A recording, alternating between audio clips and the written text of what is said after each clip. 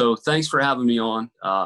Brian got a hold of me last week or a couple weeks ago, and just kind of we were talking about leadership. We were talking about ways that we've inspired people in the past, and he and I have had great dialogue in the past upon just some things that I've done to unlock some things in him, and ways that he's challenged me that he didn't even realize at the time. So before I get started with everything, first of all, my name's Thomas Murawski.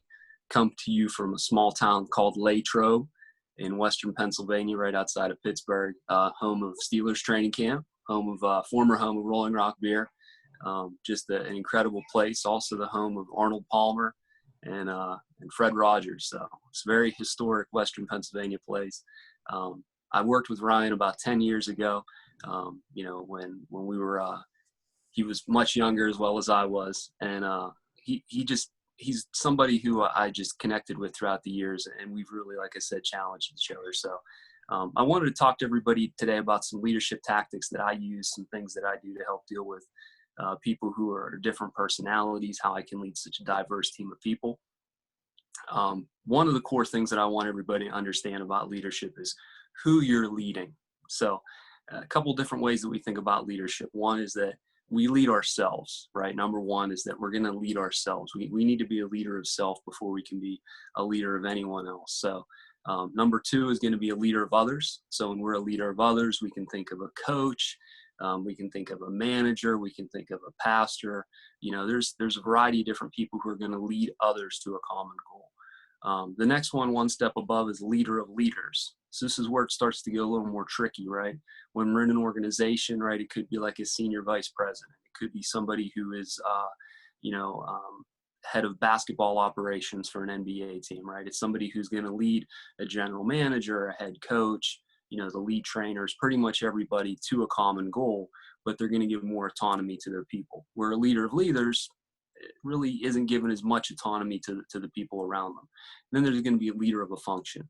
So when you lead a function, that would be like, hey, I'm Adam Silver, right? I'm leading the NBA. I'm literally leading all of professional basketball within the United States. So today we're going to talk about the building blocks of leadership, which are going to be leader of ourself and leader of others. So when we talk about these two things, it's important that we understand that we continue to evolve no matter what role or no matter who we're leading. We continue to evolve these things each and every day, each and every interaction that we have every year. We can always get better at them. So just some things I want to kind of throw out there, and these are going to be rhetorical, obviously, is how do you lead yourself, right? So you wake up in the morning, and everybody should have a vision or a goal of what they want that day to be. Are you going to wake up and train? Are you going to wake up and go to school? Are you going to wake up and go shopping? Do you have to go grocery shopping that day? You have to have some type of direction to lead yourself on where you're going to go. Right. So when we go beyond that, we have to have some type of self-discipline, right? So if I say today I'm going to go train and I'm going to do this to make myself better, or I'm going to go read to make myself better, as I do that, I have to have some self-discipline in order to actually get it done. So when I'm talking about self-discipline, it's not necessarily just saying, well, if I do this, I'm going to reward myself with this. No, self-discipline is something a little bit more than that. Self-discipline to me is doing the right thing when nobody around you is watching.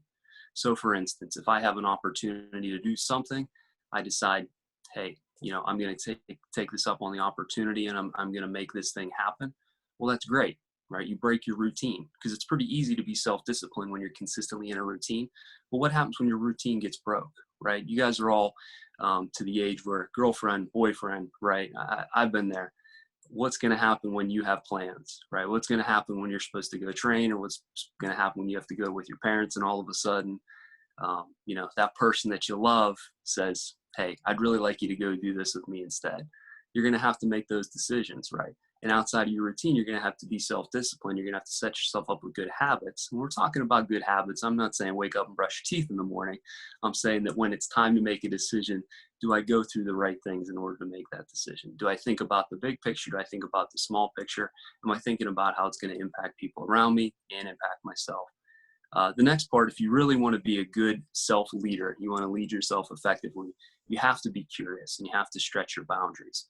So again, it's easy when you're in a routine to be a leader of yourself, right? Not many variables. But when you start to add variables and question, hey, is this the best form of myself? can I become better at something else? That's when you really start to stretch. So as I understand, everyone here probably loves baseball. Everyone here loves baseball or softball, athletics. We're all people who are going to love sports, right? I grew up the same way. I played baseball my whole life up until American Legion ball when I was 18. From there, I wasn't blessed enough to continue on with it, but I hope you guys are.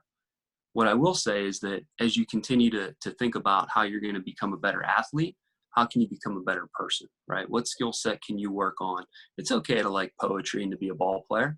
It's okay to like music. It's okay to go outside of those things and stretch yourself. Find out what your skill set is beyond just, hey, I'm going to leave myself. I'm going to be a great baseball player. That's great.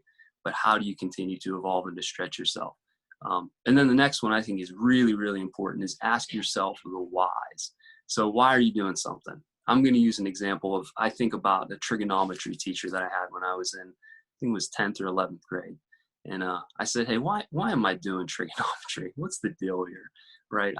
I'm never going to figure out the cosecant of a triangle ever again in my life. And he said, we're not teaching you trigonometry in school right now so that you know how to do that. I'm teaching it to you so that you can become a good problem solver as you grow and you become, more of an adult.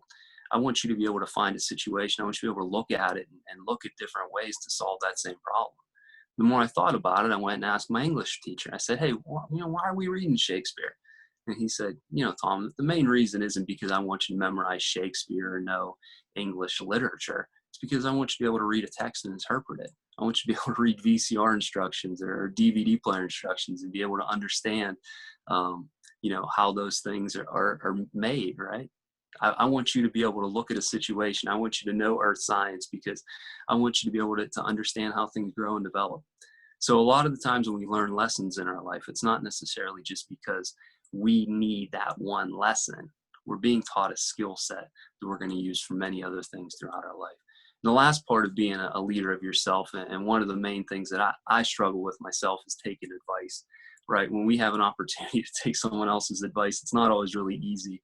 So if we can learn how to take advice from others, it's only going to help us. So this leads us into the next part, which is the really, really fun part, and that's being a leader of others. And that's probably why you all wanted me to talk, because you wanted to find out how to be a better leader of a diverse group of people. Listen, it's going to be great. It's going to be hard, but it's going to be very rewarding. So the first thing is you got to learn how to support somebody else's self-discipline. So for instance, if you're on my team and I know that you struggle with something, how can I support that, right? I want to know how I can make you a better person. I want to know your strengths and your weaknesses. I want to know how to leverage your strengths in order for you to become a better athlete, for you to become a better teammate, for you to become a better salesperson, for you to become the best version of yourself. You know what I also want to do is I want to take some time to focus on the things you struggle with. And I want you to know it's okay you struggle with them, but I want you to understand that you can't just brush them aside and never think of them again. Because once you have an opportunity to work on your weaknesses, that's where you really become a good leader, because you're going to somebody and saying, hey, I want to go to the hard part, right? I want to go to the tough stuff. I don't want to just tell you, hey, you're doing a great job with this. I want to say, hey, you're doing a great job, but let me help you improve on something else. The next thing, and this is hard for me because I am a leader who's on the floor, right? I'm a leader who's on the court. I'm a leader who's right there next to my people throughout times. I need to take a step off. But for some leaders, it's tough because you got to lead by example, right? It's not always easy for a baseball manager to lead by example, right? They can't go on the field. They can't swing the bat for you. They can't, call the plays for you on the football field. Well, they can, but, they can't step on the field for you, right? So it's very important that we lead by example in our actions and our behaviors. So for instance, Tony Dungy has a book, Quiet Strength. And in that book, Tony Dungy talks a lot about that the team is going to take on the personality of him. So as I have a personality inside myself, if I'm a coach, my team is eventually going to, through osmosis, be similar to me. So if I'm not representing myself well, I'm not representing them well. The next thing is that I would tell you is it's very important to make sure that your team strives for excellence and not for perfection. Your team will never be perfect, but I will guarantee you that if you teach your team to be excellent at one thing, and then the next thing, and then the next thing. For instance, if I'm a manager of a baseball team, right, and I have a pitcher, I want him to just throw the next pitch excellent. I don't need him to throw a no-hitter. I want him to focus on the next pitch. And then after that one's successful, I wanted to work on the next one. It's like shooting free throws. If I go out and say, hey, I need to make 100 free throws, that's a great goal. But it's important that I hit one at a time. I can't make 7 free throws at the same time. I can only make one. And it's important that as you build those routines in people, people understand that it's important that you just do one thing correctly and then the next thing correctly. And Ryan might remember this analogy, but I would say, hey, it's like when you go to the bank and cash your paycheck. You don't care if they cashed 100 paychecks correctly that day. You just want them to cash yours correctly. You want that cashier to focus on that one transaction and you to get your money correctly. So that's what it's about. So make sure that we're talking about excellence and not perfection. Remember, the leader standard has to be higher than the individuals. And then proactively answer those questions of why, right? Your team is going to come to you and have those questions of why. So when you see a kid being inquisitive, or you see a teammate, or you see somebody that you're trying to lead be inquisitive about what's going on, don't hesitate. Don't stand back and say, oh, they'll figure it out on their own. Help them, support them, right? It's only going to help their development. And when they develop, it's only going to help you out. So my last one, and we're going to have these notes. I'll make sure that Ryan has these all available for you later for anybody who wasn't taking notes. How you lead others, you have to sharpen your own saw. Eventually, as you lead other people, you're going to get dull. The messages are going to start to sound the same, right? I'm sure you all hear from when you sit down with your grandpap and he tells you the same story over and over and over and over, right? But what you want to do is make sure that message sounds fresh and exciting. How do you do that? Get a mentor that's been there before. So one of the things that I've been working on, I'm a discipleship pastor at a church plant as well. So we just started a church back in August of last year. We're about 30 to 40 people right now. We're going through all this stuff with the coronavirus and social distancing and not having gatherings, the same as everyone else is. But one of the things I will tell you is that, from the beginning, knowing that we wanted to become a better church and reach more people, well, we found pastors who had done that before. We had found pastors who had been church planners, and we went to them and said, hey, how do you do this? We humbled ourselves and we took their advice. When push comes to shove, I can have all the ideas in my head of how I think the right decision would be, but probably better to go with somebody who's done it before. Probably to be better to ask somebody who's been successful with it. And the more you have people like that you're mentoring, start to mentor others. As you lead those other people, you're going to see the people who have the leadership qualities that you have in yourself or that you wish you had. Attach your wagon to them. Learn from them. Because as you learn from them, they're going to learn from you. So I think my time is kind of coming up here. I think I nailed my time limit on my window here. But I do want to leave you with one quote here real quick. And I'm going to jump off and give it back to the coach. It's from Craig Groeschel. So Craig Groeschel is he's pastor of Life Church. It's one of the largest ministries. It's based out of Oklahoma. And one of the things, he has a leadership podcast each month. And when he wraps up his podcast, he gives a quote. He says, people would rather follow a leader that's always real than a leader that's always right. It's very important to be humble. It's very important to be real in front of your people. It's okay to show emotion. It's okay to be the leader that you want to have lead you. So I'm going to go ahead and turn it back over to Ryan. And if he has any questions, I'd be happy to answer them.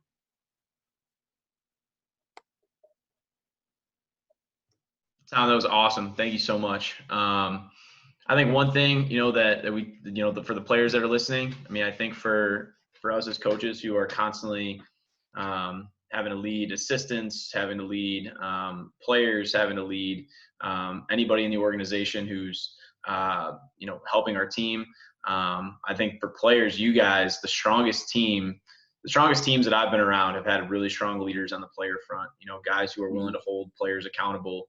I think Ryan, you could probably talk about this too, or Fitz, when you get going, just maybe something quick about the best teams you've been on and how you guys have led each other and been really humble. When you start to get those guys who are just really, really cocky and they only care about themselves, it's really tough to win as a team. And right now it's all about, the deck's kind of stacked. Like, you have to perform individually, but you also have to win as a team. And the more you win as a team, the more you can showcase your individual talents. And it's a balancing act. And the best leaders are able to balance that and kind of go from there. So Tom, thank you so much. Looking forward to picking it up here at the end. Does anybody have any questions? I got a couple in the chat. What was the quote again? The quote was from Craig Groeschel.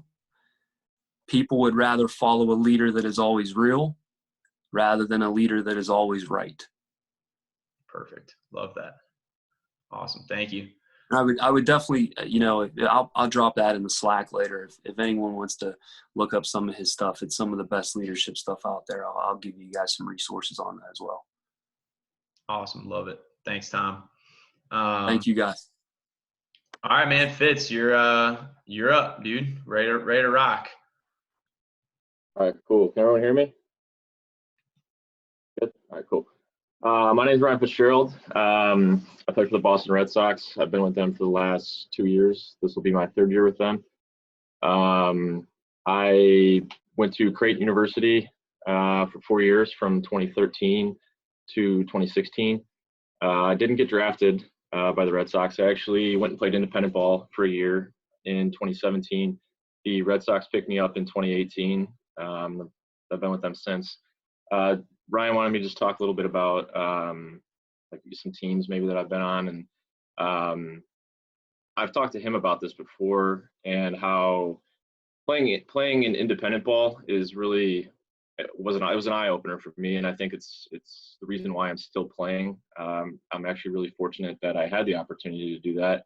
I didn't know it at the time, but everything works itself out at some point here, and playing indie ball is just different because of the kind of players that you're playing with. Everyone's there to try to get an affiliate contract, and it's the most fun I've ever had playing ball.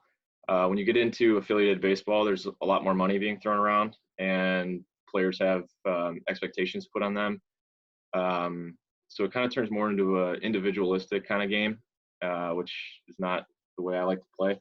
Which is why I had the most fun playing indie ball, because it was just a bunch of dudes out there having fun playing ball, doing their best to get picked up. It's kind of everyone's hit rock bottom, and they got to do what they can to continue their careers. So yeah, that's pretty much all I got on teams. But we're gonna go into some hitting prep that I do before I hit, and then we'll go through a couple drills. I don't really want to bore you guys with the stuff that you've already heard, so I'm gonna try to keep it fresh and new. And then we'll finish off with some defensive stuff at the end. So to start, we'll run through real quick what you guys have already seen. I do all the same stuff that you guys have seen with I do PVC stop swings. I don't from both sides, as Ryan showed you guys the other day. So I don't want to go through that because you guys have already seen that, but we'll go high, middle, and then low for the PVC stop swings. The next thing that I go through would be ankle mobility, and some of this stuff is new. My camera a little bit. Some of this is new that you guys haven't seen yet. A lot of the ankle mobility stuff that I do is for better heel connection into the ground. That's something that I've found is call it a deficiency of mine, since I started using technology and seeing Ryan. He's helped me with this a lot. But I got 2 cameras here actually, so you guys can see a close up, and then you can see. Let me share my screen here real quick. All right, you guys seeing two feeds?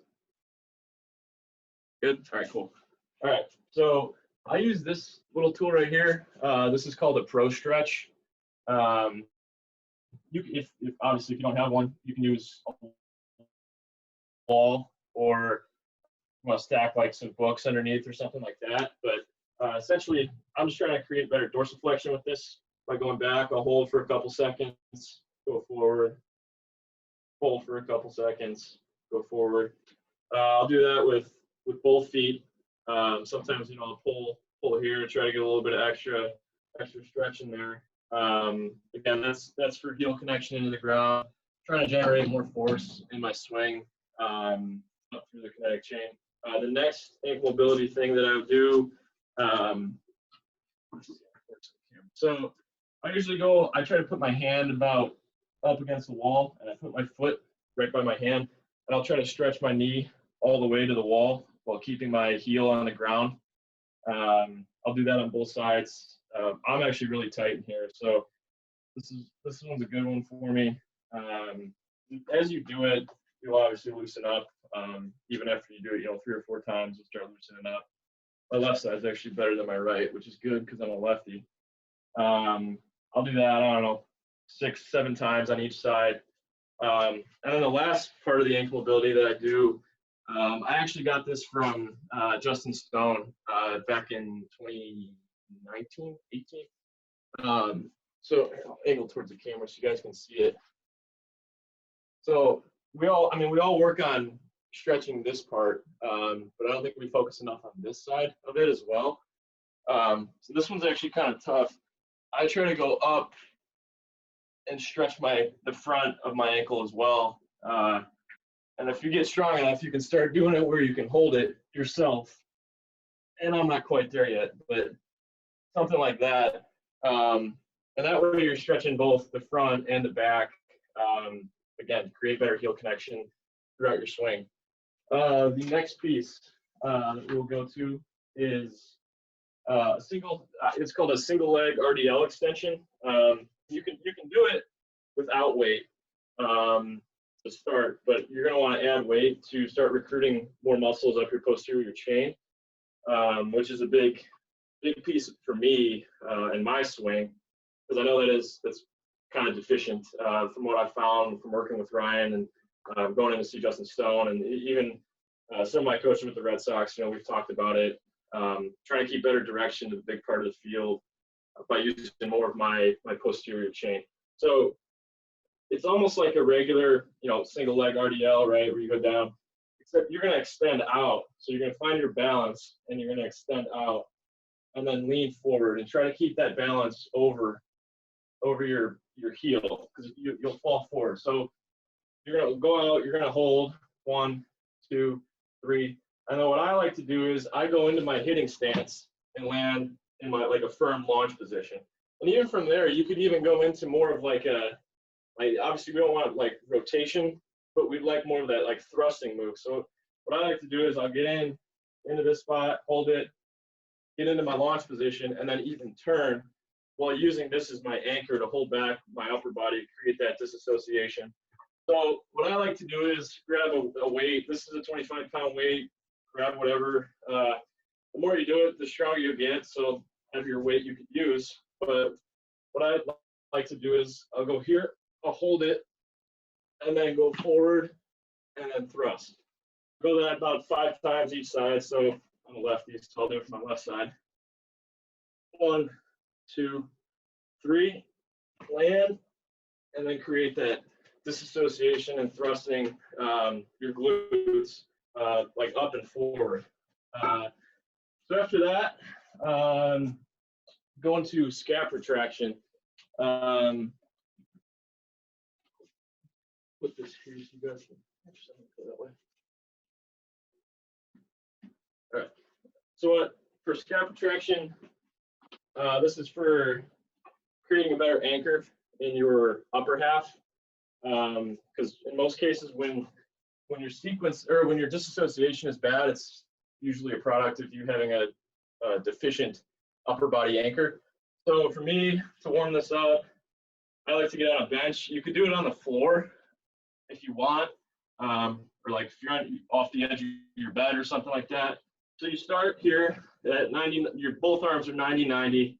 You're going to come up, and then you're going to extend your scaps out, hold, and then back, and then down.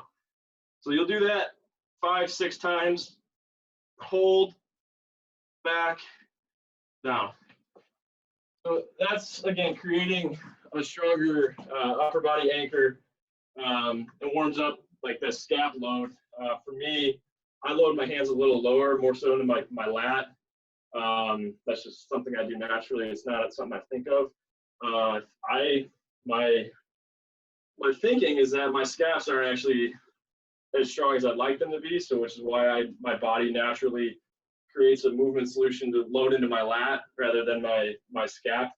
So yeah, you can do that. These are 3-pound dumbbells. It's tough for me with 3-pound dumbbells even, but you could go as high as you want, the stronger you get. Next piece of the prep. So I think Ryan and even AJ had talked about doing the kneeling what? Disassociation? Yeah, the kneeling disassociation with adduction. So I do that too as well, but I like to put a yoga block or even a foam roller. You can put it either way, long ways or sideways, either one. And take your med ball, hold it out front as your anchor, and just move the hips like this. You don't want that tail wagging like AJ had talked about the other day. You want to make sure if there's a pole stuck through your head going down through your body into the ground, that you're rotating just on that pole.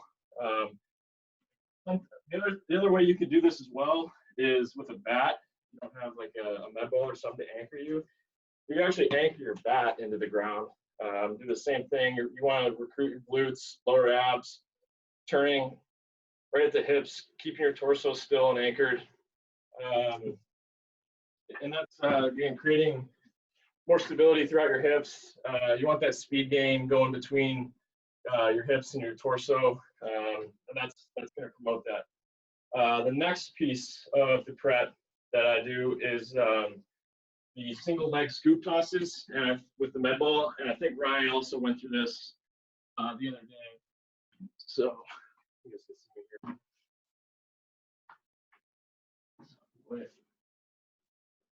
So with this, you guys can see me, right? Yeah. Okay. So with this, it's the same concept with recruiting the posterior chain. You start with your front foot in the air. You're driving that heel into the ground. So that's in the ground.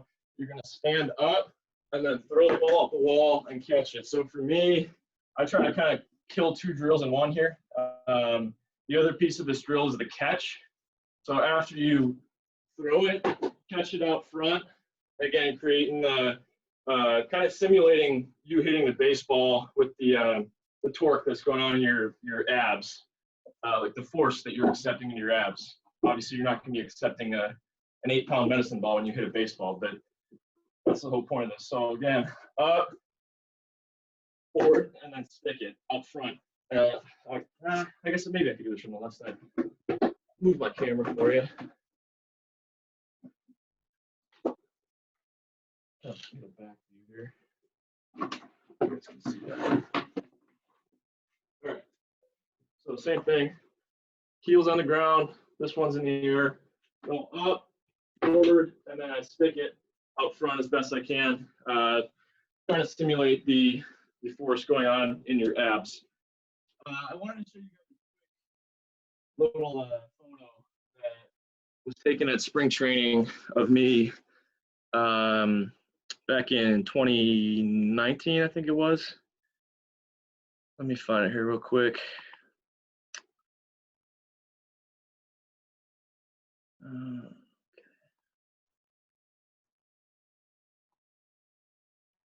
I'll just share my screen and then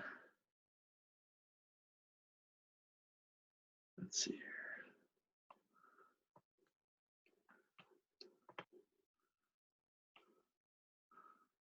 Oh, where is it now?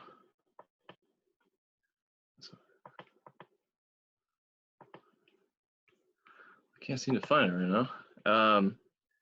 Anyways, I'll show you this video actually. So I'll show you this one. This was actually a home run that I hit last year. In the video, you guys see it all good? You guys see, is it clear? Okay. If you watch my upper back, it starts to round a little bit, not as much as it used to. In the picture that I wanted to show you, there's about a year's difference between the picture that I was going to show you in this video. But in my upper back, when I would leg kick, I would go here with my upper back to compensate for my lower abs and my glutes not firing, which is why I do all the prep that I do, is to not have to compensate with an upper back turn when I leg kick. I want to have my pelvis posteriorly tucked underneath my torso, everything stacked, as opposed to me being more like that and then compensating to keep my balance. So again, with the strength in your posterior chain, you shouldn't have to compensate with an upper back round which you would find in, you know, a TPI mobility test. And I'm sure some of the speakers that are going to come on here and talk about different mobility and training are going to talk about that too as well. So I'll show you the rest of this video in a few minutes here. So I'll go back to the. I need to sell my stock so badly. Right. No, I'm not. Let me get my other video back up. For what? Okay. All right, cool. So the next piece that I want to talk about. That's how long we have. Well, this was a drill that I kind of came up with. No, we had a wait for special med cargo ball. or for. Oh no, we had throw. lots. It's really doing the same thing as the scoop toss throw, but you get a little bit more movement into it. So you're gonna start with your legs. Let me move this out of the way. You're starting your legs staggered like this, and the ball's gonna be out front. The wall's that way. So you're gonna come back and switch your feet, and then you're gonna throw it and land. And again, we're sticking it out front. So when I do it quickly, it looks something like this. And then you stick it out front again. Heels are on the ground. I'm low in my center of gravity. Trying to accept that force into my abs when I catch it. So I'll do about 5 of those each side. Throw it, catch it, go the other way. Same thing. I know a lot of like tennis players do stuff like that. I think it's good for like rotation and then again controlling that rotation onto a baseball, because we got to be a lot more accurate than a tennis player swinging a racket that big. So let's move on to more like hitting drills. Again, I don't want to rehash what Ryan and AJ and some of the other guys talked about with hitting drills. My routine that I do the same. I do 45-degree angled. That's my start to every day front toss with the 45-degree drill. The next drill that I do is with a connection ball between my knees. So, I mean, you could even use like a yoga block or something, but put the connection ball between my knees. Again, try and keep my heels on the ground as best I can to create that that force coming up from the ground. But the whole point of the connection ball drill, Brian, did you share this drill? I forget. No. Okay, so the whole point behind this is to try and create more of a thrusting move onto the baseball rather than just spinning around your front side. Again, it's like you want that pull that's going through your head down, and you're swinging with real intent here. You're not trying to just use your hands here. The whole point of it is to work on that pelvis to torso speed gain again, with more of that move rather than this move. If you do that move, I mean, as you can see, it's kind of hard for me to hold that block in there. So like, the block will, there it goes, fall out or the ball. But if you keep that move going forward rather than out and around, the ball should stay in there. The next drill that I do is the roll-ins. Again, I know Ryan went through this the other day. Same concept, the torso or the pelvis to speed gains. Again, we're trying to increase the torso speeds, create more force. Again, when you do these, you don't want to internally rotate. Everything should be going forward. So if you're a lefty, it's left foot first. If you're righty, it's right foot first. Again, just walking through. I'll do usually, I mean, in season, I might do a round of like 5 or 6 of that, and I'll be done with it. Spring training, I might do 2 rounds of it. But usually these are just like quick little vitamins that you do. It's not something you spend, a bucket of balls doing. The next thing that I kind of wanted to talk about was more like thought process and intent. I'm going to show you guys those videos again to kind of explain what I was talking about. But a good conversation that Ryan and I this off season was kind of the thought process between being a contact hitter and wanting to pitch. And obviously, where the game is headed, you're not going to get paid as a contact hitter. And we had looked at some of my data and some of the stats that I had on me through TrackMan. We saw, I had a good contact rate. My swing percentage was slightly above average. But what we noticed was when I had runners in scoring position that I hit ball really well. So we kind of started working backwards from there, and it was like, well, why? And for me as a lefty, my strength is pulling a baseball. And so with the runner on first base, you got the first baseman holding them on. You got the middle infield most likely playing double play depth. And I got the whole right side of the field open.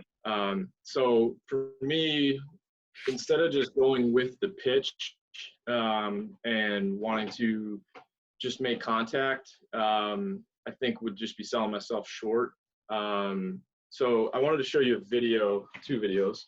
You already saw part of the first one, but the video I wanted to show you was from this last year, 2 different swings. So if you look at this that's a photo. Hold on.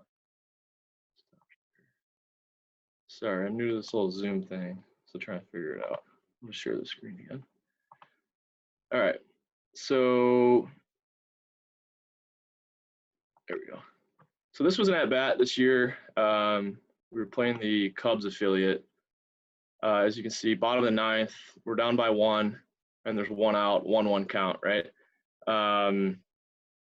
So like at this point in the season too, I'm taking into account like my body, what kind of swings can I get off that day, and this was not one of my best days. I think I was 0 for 3 up until this point.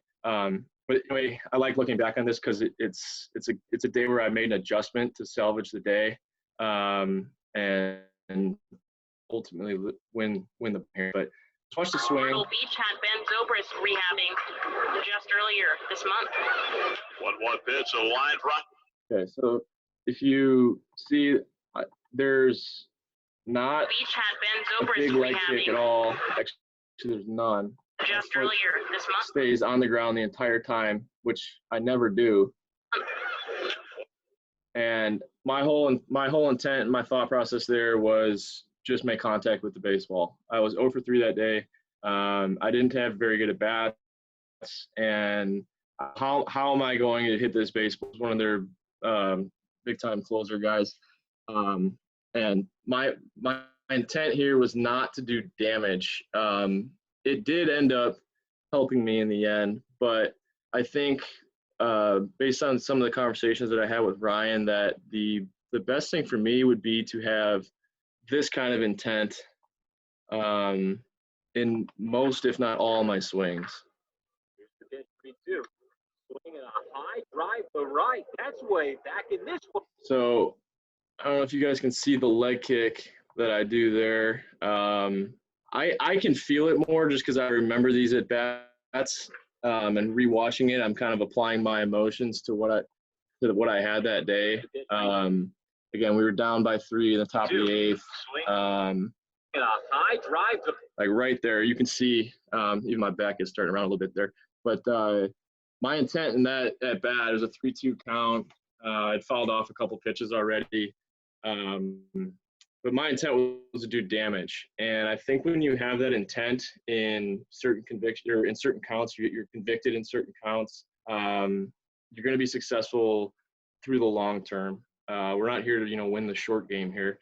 You want to be over time a good player. I think there was a quote that Ryan said the other day, or one of their speakers, and it was something that short-term intensity doesn't beat long-term consistency. So I think that applies here with having a long-term intent.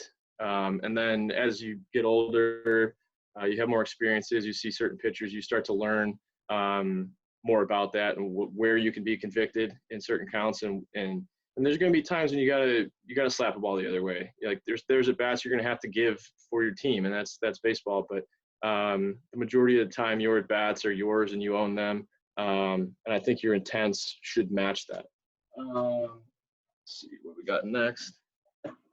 The last thing I wanted to say about hitting was having belief. And I think a lot of coaches, a lot of players, more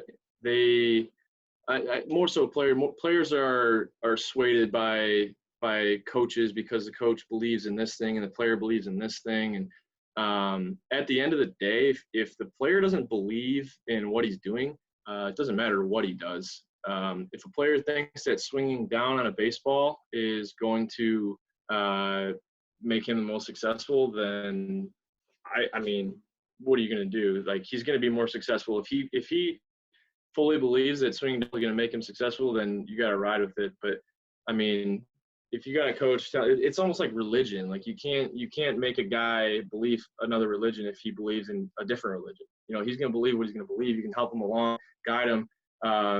But as a player, like, you got to have full conviction in what you're doing and believe in it, because it's not going to work, regardless of what it is, whatever the strategy is, whatever you're trying to do. If you don't believe in it, then you might as well just throw it out the window.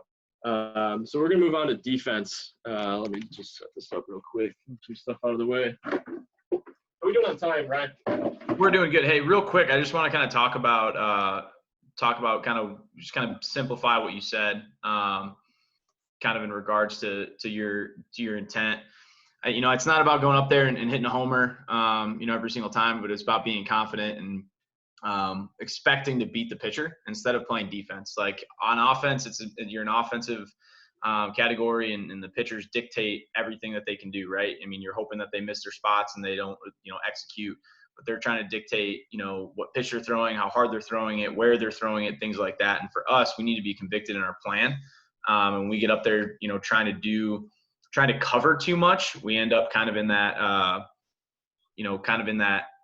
realm of where we become, it's in an offensive mindset, we become defensive, and that's kind of where we get in trouble. And I think that's what you were trying to say. And correct me if I'm wrong on that. It's not about just trying to dip and rip, but trying to be aggressive and convicted in that aggression and staying on offense. Yes, but I would say too, I mean, there are some guys that got to have that mindset of dip and rip. And I think I lean more towards that than I do towards, you know, just having confidence. I think I overanalyze, and some other players do too, where you got to have, as you say, dumb swag, where it's like, I'm going to go up there and have the intent of hitting this baseball as hard as I can, and that's it. Like, I'm not trying to do anything else but that. But anyways, we'll get into some defense here. You guys, I'm trying to get like one on my hands and my feet, and the other one kind of the whole thing. You guys see both of them? Yeah. All right, cool. So actually, the first thing I wanted to start with was how to wear your glove. I feel like even professionals don't know how to do this, and it pissed me off. But I want like perfect, like almost every time, like when I'm working with like a young kid and you see they got like really hard hands, I think like one of the easiest ways to help fix that is just how to wear your glove. You see a lot of guys, they'll just move it closer. They'll just like stuff their hand in here, right? And like you can see it like coming all the way down here. I mean, you can see where my finger comes out up top. I think the best way to wear your glove is on your fingertips. That's how I wear my glove. I mean, you can barely even see my finger coming out. It's literally just hanging on the tips of my fingers. And the point of that is like, I mean, if you were to just literally just hold your hand out and throw a baseball at your bottom of your palm, like try catching it. It's just, I mean, there you go, got one. But like now, if you just try to throw in your fingers, I'm not even trying to catch it, and it sits in there every time. So the farther away you can move your palm and like the base of your hand there, the better it's going to be for you. The softer hands you're going to have. I think you're going to have more pocket awareness on ground balls and just being able to read it better. After that, so and then the other thing too is I see a lot of young guys, even like pro guys, you know, they try to like get their glove perfectly out front.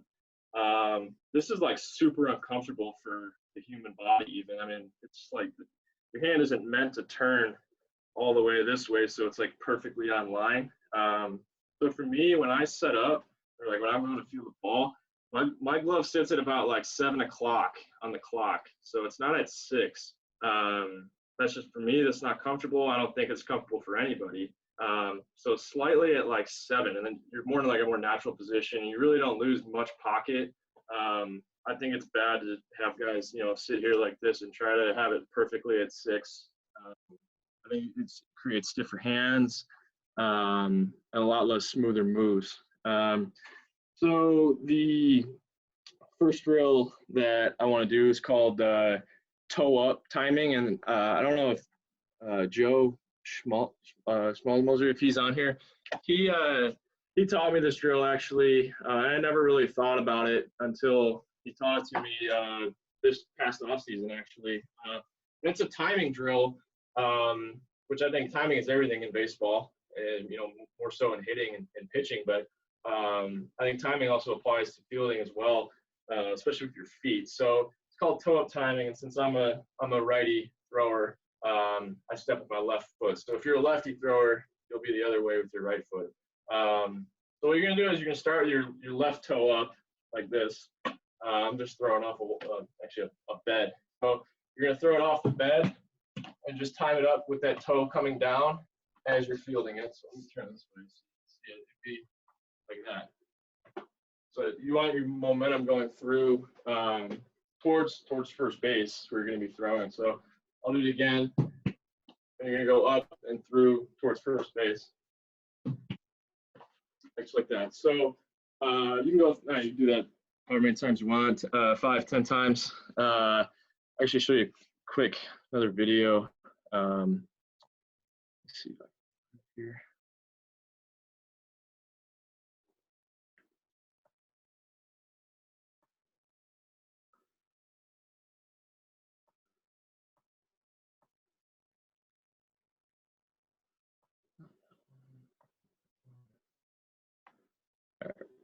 Right here. Oh, that's not it. That one's it. There, right. Shortstop guy who came over in the Rule 5 draft. You see, I don't know if you guys saw that, but the toe up timing on this play right here. Shortstop guy who came over in the Rule 5 draft. So as the ball's coming to me, I set up. And at second base, it's a lot different because you only have to throw the ball 20 feet, so you can kind of have dead feet, whereas if you're at shorter at third, it's going to be a lot quicker. But just for presentation purposes, you can see it better when I'm at second there, because I kind of slow down, stop, field it, and then drop the toe, and that kind of starts my movement towards first base. The next drill that I do, the Red Sox do this. We all do this. Let me set up my double camera again. Sorry.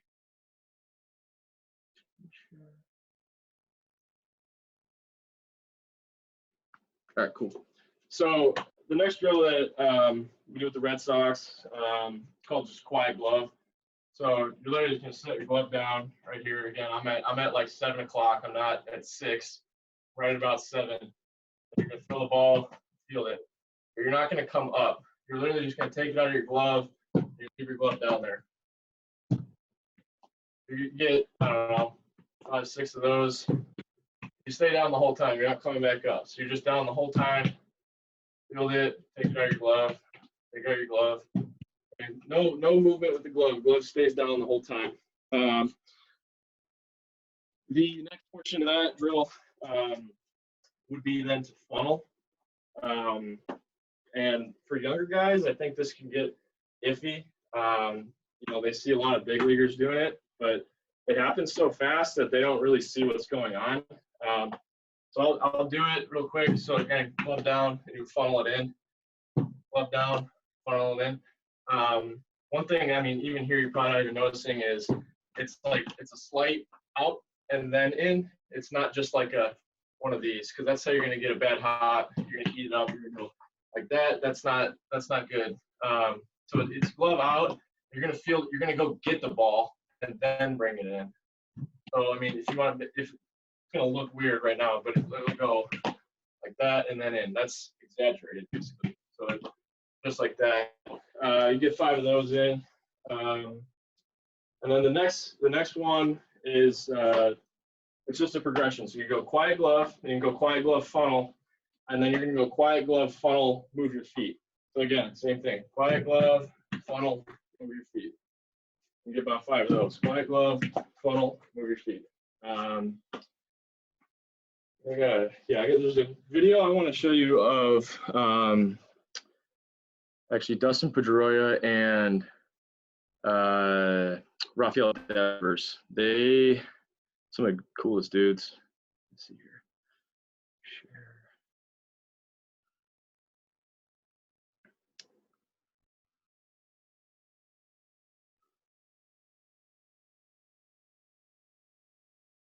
Sorry, I keep switching back and forth between cameras here.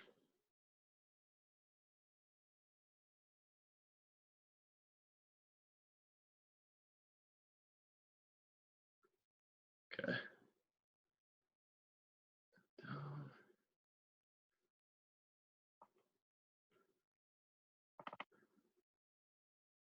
Okay. So just watch this video of these guys. This is Pedroia. He's teaching Devers footwork, and then what his hand should do after he fields. So if you watch, it should loop again. Actually, I'll just watch Pedroia here. He keeps his hands together the whole time. So again, Pedroia is trying to teach Devers, and a lot of young guys, they see big leaguers doing this, tapping their glove after they field it and, popping it around a little bit. Devers wants to take his hands out right away. Pedroia is telling him, no, you don't want to do that. And then if you watch Pedroia at the end, he'll show him, Devers gets it there, where his feet continue to move towards first base without his hands separating yet. Ideally, you'd want your hands to stay together as long as you can until you're ready to throw the baseball. Comparison to that would be like a quarterback, where when a quarterback throws a football, right? He gets height, he gets the ball, he doesn't go and then throw it, right? He gets it and he holds on to it the whole time with both hands, looking for where he's going to throw the ball, and then he throws. So it's the same concept when you're fielding a baseball. You want to make sure you keep your hands together as long as you can. That's how you get rid of those throws that'll go wide, or if you cut it or whatever. So you field it, and then when you do your feet, your hands stay together the whole time until you're ready to throw the baseball. So it's not going to be and then throw it. That's how your arm will just go wherever. You're really just guiding it with this, your gloved hand, and you want to keep it in the center of your body. Everyone throws different. Some guys will come down, some guys will come up. I come up right away pretty much from short. Outfielders, obviously, they'll come down and around. But you want to keep your hands together as long as you can. The last thing I wanted to show you was the footwork. Actually, there's 2 more things and I'll be done. Footwork. Let me share my other camera again.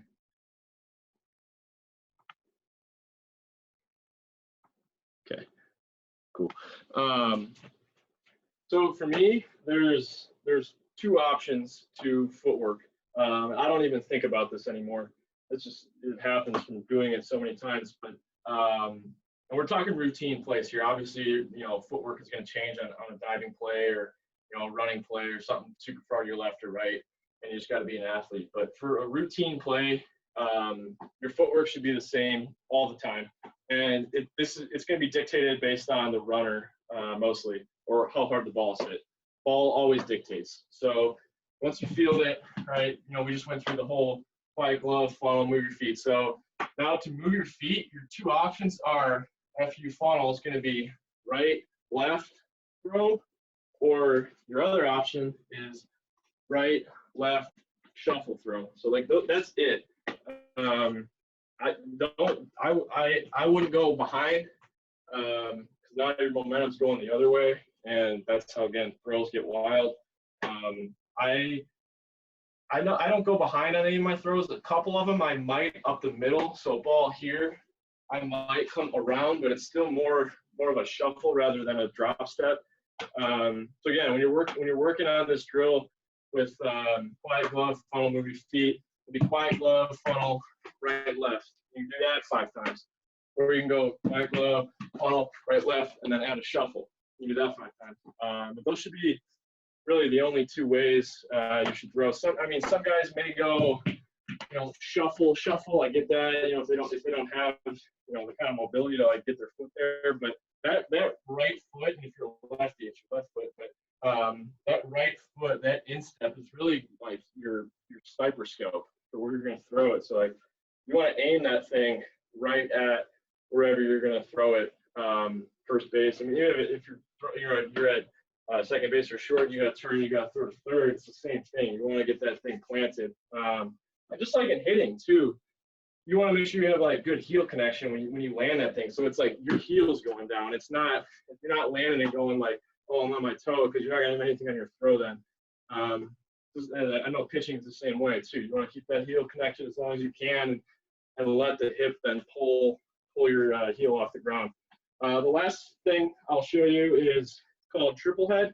When we do this drill in early work with the Red Sox, all it is, you go forehand, middle, and then backhand.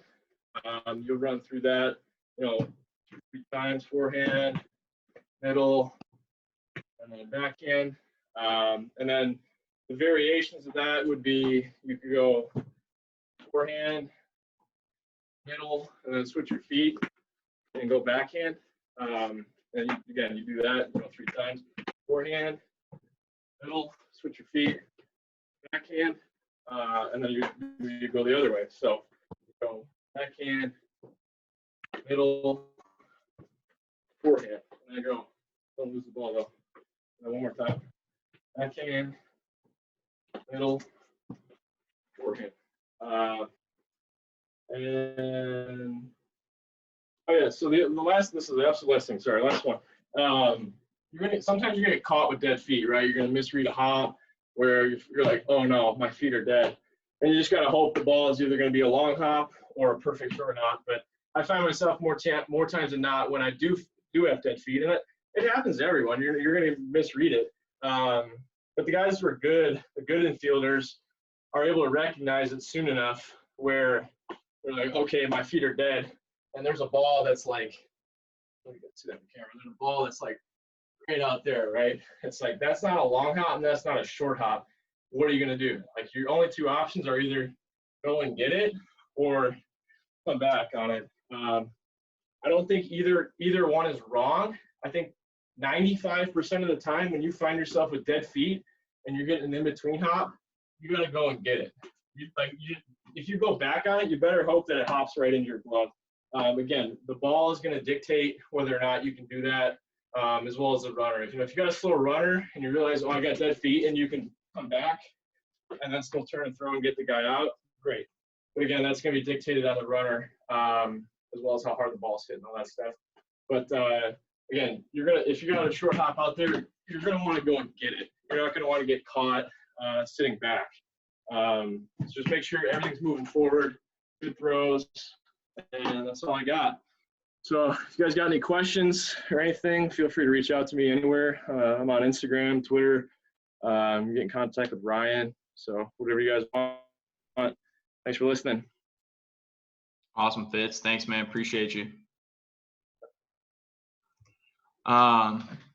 Yeah, I think it's really interesting when we get to hear from current players to kind of get inside their mind. As coaches, we definitely have, Nate and I talked about this morning on our podcast, preference and bias. And obviously players have to have really strong belief to get the job done for what they want to do. So I always love hearing from players. I like hearing from players. I think one of our young guys said it the other day is they like watching older guys so they can see what good looks like and how to kind of imitate it, which is way more beneficial than us just speaking words, right? A lot of people are visual and kinematic. They don't want to hear us talk, or kinesthetic learners rather. They don't just want to hear us talk. So thanks, Fizz. Thanks for your time. Really appreciate you doing that. Tom, I'm going to kick it back to you. We'll kind of end on a devotional, and then if we'll kind of do what we've been doing the past 2 days. We'll let everybody stay who wants to stay, and we'll kind of have a little bit more kind of unmute the mics and have a better discussion too. So we'll see how that goes. That sounds great. Thanks, Ryan. And thanks, Ryan Fitzgerald as well. That was some fascinating stuff, man. really appreciate all the work you put into teaching, all of us a little bit more about something that you're super passionate about. To see you're passionate about the game of baseball is very refreshing. So thank you for that. Definitely. So what I want to talk to you all about today, I wanted to read from Matthew 25, just a little bit, if that's okay. And we're going to start in chapter 25, verse 14. We're going to talk about the parable of loaned money. And one of the reasons I think this is so important is we talked a lot about, the gifts that we're given, right? We're talking about, especially this time of year, right around Easter, the sacrifices that were put out for us, for all of us who freely want to accept the love of Jesus Christ. So I'm just going to read this to you. And it says, again, it'll be like a man going on a journey. So what will be like a man going on a journey? We know in verse 1 of that same chapter, the kingdom of heaven will be like. And it says, who called his servants and entrusted property to them. To one he gave 5 talents of money. So 5 talents of money would probably be around $5,000 in modern day terms. To another 2 talents, and to another 1 talent, each according to his ability. So he gave somebody $5,000, $2,000, and the last person $1,000. Then he went on his journey. The man who had received the 5 talents went at once and put the money to work and gained 5 more. So he took the $5,000, made another $5,000, he has $10,000. So also the one with the 2 talents gained 2 more. But the man who had received the 1 talent went off, dug a hole in the ground, and hid his master's money. So the master divided the money among his servants according to their abilities. Something very important to think about. He gave the one person 5, the other person 2, and the one person 1 based upon his abilities, as it said there. If he failed in his assignment, the excuse could not be that he was overwhelmed because he had been given what he was capable of. Failure could only come from the laziness or hatred toward the master. The talents represent any kind of resource we are given. God gives us time, gifts, and other resources according to our abilities, and he expects us to invest them wisely until he returns. We are responsible to use what God has given us. The issue is not how much we have, but what we do with what we have. After a long time, the master of those servants returned and settled accounts with them. The man who had received the 5,000 brought the other 5. Master, he said, you entrusted me with the 5,000. See, I gained 5 more. His master replied, well done, good and faithful servant. You have been faithful with a few things. I will put you in charge of many things. Come and share your master's happiness. The man with the 2,000 also came. Master, he said, you entrusted me with 2 talents or $2,000. See, I gained you 2 more. His master replied, well done, good and faithful servant. You have been faithful with a few things. I'll put you in charge of many things. Come and share your master's happiness. Then the man who had received the 1 talent came. Master, he said, I knew you were a hard man, harvesting where you have not sown, gathering where you have not scattered seed. So he comes right out and tells his master, hey, I really didn't appreciate you the way that I thought I could. I thought you were harsh. I thought you were demanding. I thought you were critical of me. See, the first 2 men saw God in the kingdom of heaven in a positive perception. They viewed God's sacrifice for us as something that was kind and something that was generous. Where this last guy, he viewed it as harsh. He viewed him as demanding and critical. So I was afraid, and I went out and hid your talent or your $1,000 in the ground. See, here's what belongs to you. His master replied, you wicked, lazy servant. So you knew I harvest where I've not sown and gather where I've not scattered seed? Well then, you should have put my money on deposit with the bankers so that when I returned, I would at least receive back a little interest.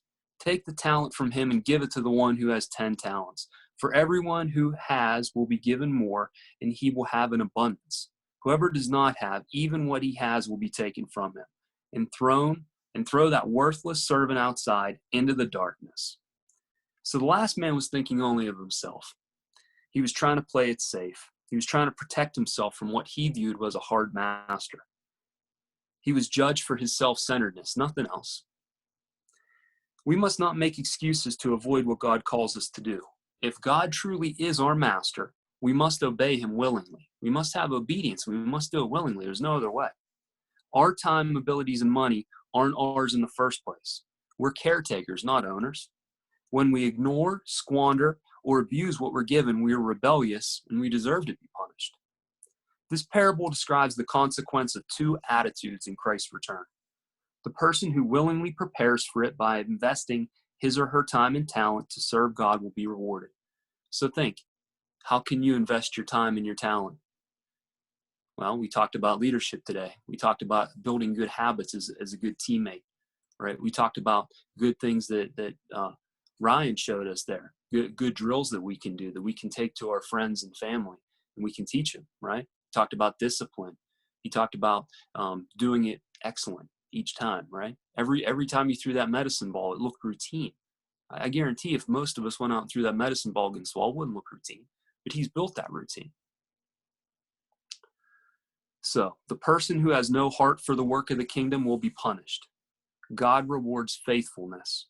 Those who bear no fruit for God's kingdom cannot expect to be treated the same as those who are faithful.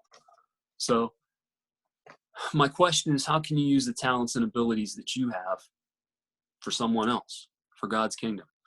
So think about it. We have somebody here who gave his time, right? He came on. He could be out training, getting ready, to get called back up, when this is all over, when the virus goes away, and when it's time to go. He took time out of his schedule to invest in us. That's the Lord's work. It's not always about giving your tithe. It's not always about showing up to the church and unstacking chairs or putting out chairs or, any of that other kind of stuff. It's not always about that. You can show God's love through so many different ways. So one thing I would encourage you today is get a journal, get a sheet of paper, get anything. Think about one way that you can do the Lord's work, that you can do what God is calling you to do, maybe in a different way than you ever thought before. And then try to do that one thing. You know what? Some of you will do it. Others of you won't. That's okay. Like someone said before, it's your own personal conviction. I can't force you to do anything. And some of you will write it down. Some of you will actually do it once you write it down, and other ones won't. And that's okay too. But I will say that as we read stories like this, God put them in place because what he wrote so many years ago is still relevant to us today. So I encourage you this Easter season as you celebrate with your friends and family. Maybe that's on Zoom. I don't know. I hope it's not. But for most of us, it will be. I just encourage you to think about how you can bless someone else and use the talents and abilities that God gave you for his kingdom. So that's all I got. I encourage you, if you have any questions there, to reread Matthew 25, 14 through 30, and I can also put that in the notes if you'd like. I would suggest either reading the NIV or NLT or Message translation, something easy that'll give you the gist of the story without getting too difficult on the language. So if you have any questions, I'd be happy to answer them, and I'll kick it back to you, Ryan. Awesome. Thank you so much for doing that and taking the time out of your day too to help us out. So that was awesome. My pleasure. That was awesome. All right, guys, that's all we have for today. If there are questions, I know Fitz will stick around. I'll stick around. Whoever else wants to stick around is more than welcome to. We'll kind of see who gets off, kind of who's stuck at the end, and we'll get going. You guys can ask questions too about anything. It doesn't have to be about baseball. I mean, if you want to do baseball, it's fine, but it doesn't got to be about fielding or anything. It can be whatever you want.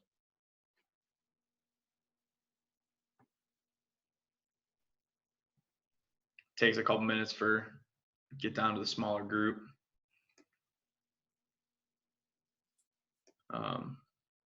Yeah, I think it's interesting.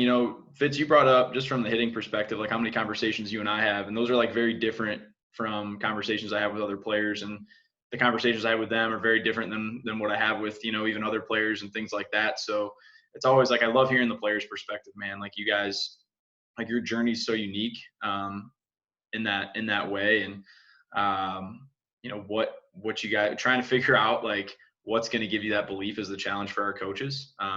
For us as coaches, it's kind of like the first question we ask in Slack to the players, like what can we do better to be your assistant? You know what I mean? Like really that's how we need to be as coaches. It's like you guys are going out there and moving up levels and, getting paid to put people in the seats so we can all have jobs.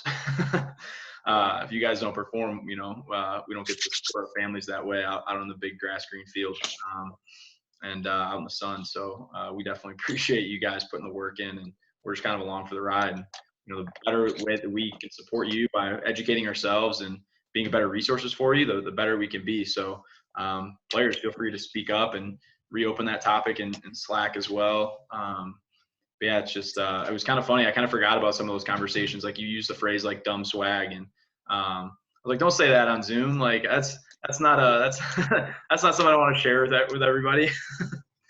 But no, it's funny, like the stuff we come up with as coaches, like, too. And Rich Benjamin will talk at one of these points, and him and I've had lunch with him back in February, and I was like, hey, remember back in 2014 when you said this, and it like really stuck with me? He's like, dude, I used to say that. I was like, yeah. It's like probably just specifically to you, and it kind of goes on with, you know, Tom, with what you said too, man. Is like, yeah, you gotta know who your audience is, and like these stuff that you come up with as leaders, like people who are leading me, like they said stuff that was specific to me that I thought was like generalisms, and, you know, I had no idea. So I do remember the paycheck one. That's always a good analogy. I still use that every day. In case you guys missed it, the analogy is you don't care when you go to the bank if they mess up, you know, 100 people's paychecks, but you care if, as long as they get yours right, you're okay. So I think I might have butchered that a little bit. You said it better. That's okay. Basically, just do your job, right? Do what you're assigned to do and do it right one time, and then do it right again. Exactly. My daughter's making me watch Frozen like 9,000 times over quarantine, the Frozen 2. So just do the next right thing.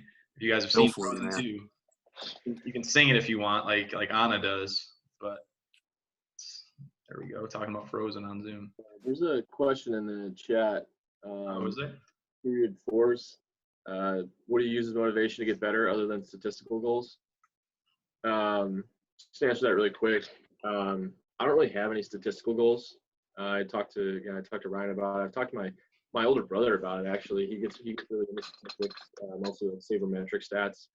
I don't chase a number, and that goes for tech numbers, such as, you know, like a blast motion number or a force plate number, or hit tracks.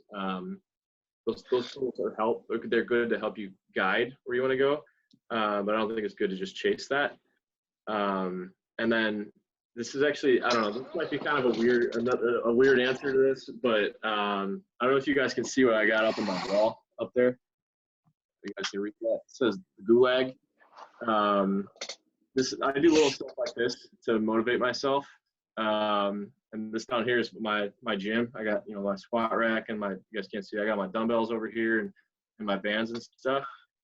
It's in my basement, and it's, you know, I got all these pipes and stuff on the ceiling and everything. But I call it the Gulag. I don't know if some of you guys are younger, you probably play Call of Duty. The Gulag is like a famous prison. I think it's in Russia.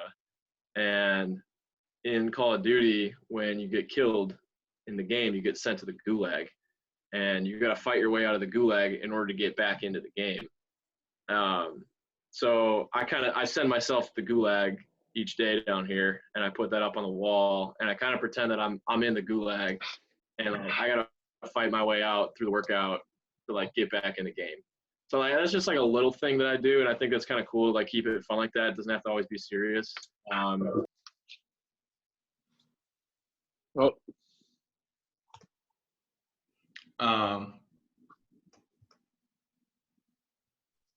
still there, Ryan? I think you lost him. We lost him? Darn, I had a question for him. Yeah, I think you pretty much answered it. But yeah, I mean, a lot of guys, you know, don't necessarily have maybe specific numbers. And players who do want to focus on maybe statistical stuff typically are moving towards expected numbers. So if you guys don't know what expected numbers are, they're basically what should have happened, not what did happen. So, you know, if you've got a player who makes a diving play on you on a ball that you crushed to left field, and 99% of the time it would have been a hit, but that's taken away from you. On expected numbers, you get credit for that hit.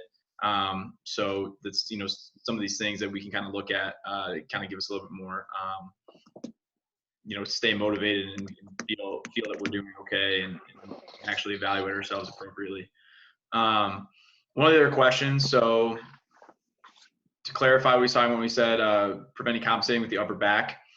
So Fitz, you're back on a different account. Yeah, I'm on my little brother's computer. Sorry. All right, you're good. Hey, so one of the questions was clarifying what you meant by compensating with your upper back, and I'll let you kind of answer first, then I can kind of maybe. Yeah, for sure. Ryan would probably have a way better answer than me, but I guess you could say this is in layman's terms. when I went through the mobility test with Ryan back in, was that October, I think, we found that I was deficient in lower ab strength and glute strength. And I wouldn't go as far as say like deficient. I'm actually really strong in those areas, but I don't activate them throughout the swing. So again, with all the prep movement stuff that I do, I try to activate those areas so that it naturally happens when I swing. It's not something that I have to like think about and say, oh, I'm going to trigger my glutes or I'm going to trigger my lower abs and have the posterior pelvis and all that stuff. I try to do that in the prep work. But since my lower abs and my glutes don't fire as I'd like them to, I mean, they're starting to now, and I'm starting to see results from that. Again, that's where I start looking at the numbers. That I'm not chasing them, but then you can see the numbers and be like, okay, it's working. But by me not activating my lower abs and my glutes, I compensate by rounding my upper back to keep my balance, to try to then put a better swing on the baseball. Ryan, if you want to explain that better. Yeah, there's a couple different ways to kind of compensate too. And one thing that I think is really important is you're going to see a lot, and we talked a little bit about it the other day when I kind of shared those slides about hinging, is big thing for Fitz is like his rear ankle mobility and just ankle mobility in general isn't exactly where we want it to be, but that's okay. He hinges better and he can get to kind of this, strong position to his hip when he's on his toe. But sometimes that forces him to lean forward. And so when he has that big leg kick, he essentially was doing this. So different things we talked about from compensation methods were possibly adding in a toe tap, but also really just kind of getting that feel just like anything else, but patterning that stability, getting those motor units to kind of activate and kind of send those signals to those muscles that he is strong in. During his load, and then just practicing in an environment where he could do that and challenge it with velo and different bats and things like that. So hopefully that answered that question appropriately. Sorry if the visual was bad, though. I'm in the kitchen.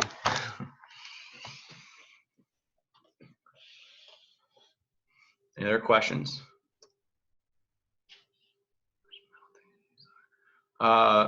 Fitz, what are some mental things you use to help yourself at the plate or in the field?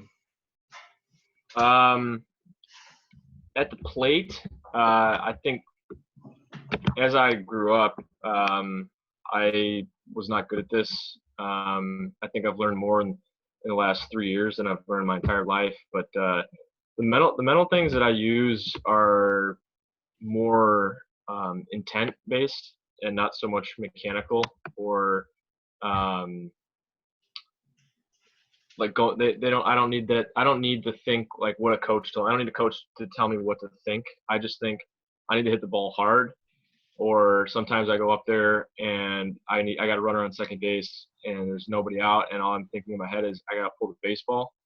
And I know those are result based thinking. And it's I've been told, don't do it result based. I find that works best for me. When I have a result or an intent based thinking like that. Again, that's just me. I like my main intent at the plate is just hit the ball as hard as I can and try to pull it. And that doesn't necessarily mean that I'm going to pull it, but that gets me into a better position to hit the ball harder, farther, and do more damage. In the field, a lot of guys, they get pissed when they make an error. I've made plenty of them in my career. But for me, I have a process, and if I accomplished my process leading up to the ball actually hitting my glove, I'm okay with it. So, if I, I got right, left, or right, left, throw, follow, all that stuff. Like I do my whole process, and I didn't get the result I wanted. That's fine with me. But if I broke the process, and it turned out to be a bad result, then I start looking at myself like, okay, why did you break the process? And it's the same thing for hitting too. And so I was so thankful to meet Ryan. He kind of helped me put together my process for hitting, whereas I don't have to be mad at myself when things don't go right, because I knew that I did everything I could in my process that I put together to give me the best chance for success. So it's not really the result that I'm chasing, it's the process that I'm chasing, both offensively and defensively. And as long as the process is good, then the results are going to be what they may. I think too, just to add on to that, you said like trying to pull the baseball as a result. Like to me, that's a task. The result would be getting a hit or not getting a hit. So I think like being task oriented, that's the verbiage I would use just for other people listening. It obviously doesn't really make a difference what you call it. That's just kind of how I think about it. And I think too, like finding out what task puts you in the best positions. I mean, that thinking about that task or that result for you gets you in a really good spot, and you understand that. And that talks about being your own coach and being self-aware, whereas other people might want to, they might want to think oppo gap, or they might want to think I'm constantly just way out in front. I got to think, put it down the opposite field line. So finding, where you want to be, from that aspect. One thing we tell all of our hitters is if you're going to be wrong, be early, not late. So whatever gets you an opportunity, because when you're early, you can always make an adjustment. When you're late, you're already beat. From there. So whatever gets you in that mindset, on that side of things too. Any other questions? Covered that one. Anybody have any just like generic questions for like about independent ball or anything? Got a lot of players still on here. This is a good mix. These guys even know what independent ball is? Yeah, some college coaches, some young players, some high school players, college players. Another pro guy.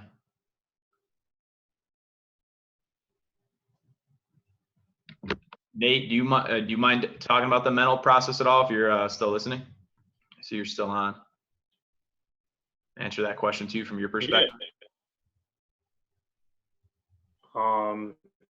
Just like dealing with the mental process, or like. Yeah, I was talking about Nate Nolan, but you can answer too.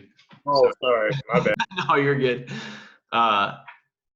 Nate Nolan, if you're, I don't know if he's might have walked away. It's no video or mute, or might not be comfortable with. That's my bad. Sorry to call you out. But yeah, if you want to talk maybe about too, like some of the stuff you helped some of the younger guys with. I mean, I feel like that's one of your strengths is talking about process and just the mental side. Yeah, no, definitely.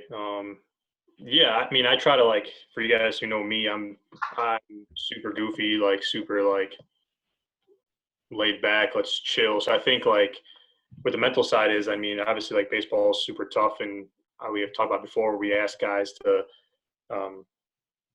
be comfortable with failing most of the time. So I think it's definitely like a hard task of being like, you have to be okay with sucking sometimes. I think it's definitely one of the hardest things to do, because as competitors, that's not okay in our, we don't like to lose or like to mess up or stuff like that.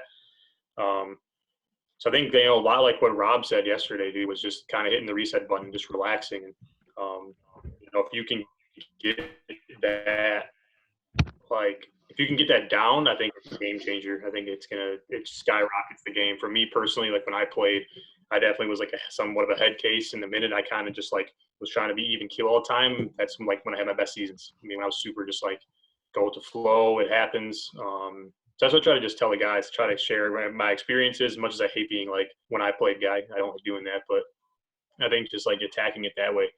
And then showing that you care too, showing that, that we, want to do that for them. And we show interest in not just the player. It's more about the person. I think it's like a definitely way to attack the mental side. Does that answer? Yeah, no, it's awesome. I think too, like Augie Guerrero talked about it. Baseball's not a game of failure; it's a game of opportunity. Like, and kind of Tom hit it on it. Talks about this too, about like, the very next thing you do. And so whether you swing at a really good slider, or if it's your softball and it's just a really good rise ball and you just look silly, you make your bat look like the sword jokes and all that stuff. You got to be able to laugh at yourself. One of my favorite stories is one of the furthest balls I've ever seen hit like in a game. Was basically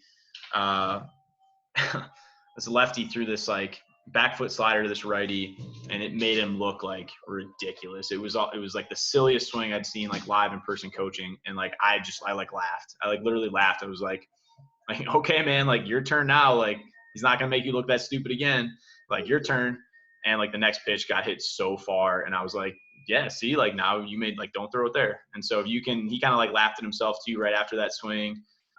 You know, you see some of these guys, like it happens in the big leagues, they'll go down and like do push-ups and like pretend like they're like playing it off, and like they know they're facing good stuff. And so when you're facing somebody that's really good, or you know, it's you want to get that, like, you know, you want to be that grinder, and somebody's going to talk about kind of like staying in that flow state and like really being like that true confidence, but being able to laugh at yourself and being humble in the batter's box and not like putting all that extra added stress on yourself. To me, like staying in that flow state is what's going to give you, you know, the most success and allow you to perform under pressure against some of the toughest pitchers. And knowing that, like, if you only beat them once, if you get 12 pitchers that day and 4 at bats, and you get one of them and you go 1 for 4 against the ace of your conference or the ace of the league, you know, it might just be one of those days and you're just looking for one. And, you know, your process is going to change, you know, each time, but you gotta, it's baseball's a weird game and softball's a weird game just like that. I mean, you know, they might not execute on anybody on your team that day and the pitcher might get lit up, but the times they face you is they're just dotting up and just everything's moving late. Everything's good. Like they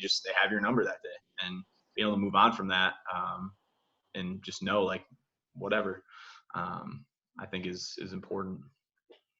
So I think the guy who asked that question jumped off. So good thing we're still talking about